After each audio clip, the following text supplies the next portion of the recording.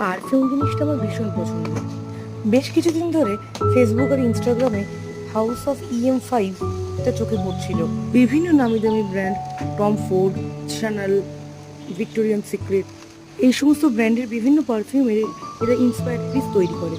সত্যি কথা বলতে এত দামি দামি ব্র্যান্ডের জিনিস আমি কখনো ইউজ করিনি, তবে পারফিউম জিনিসটা যেহেতু আমার খুব পছন্দের, রিজনেবল প্রাইসের মধ্যে হলে একবার ট্রাই করে দেখি। তবে এত রকমের পারফিউম আমি ইউজ করেছি, তবে একটা জিনিস বুঝেছি যে টপ নোট যদি ভ্যানিলা হয় আমার সেটা ভীষণ ভালো লাগে।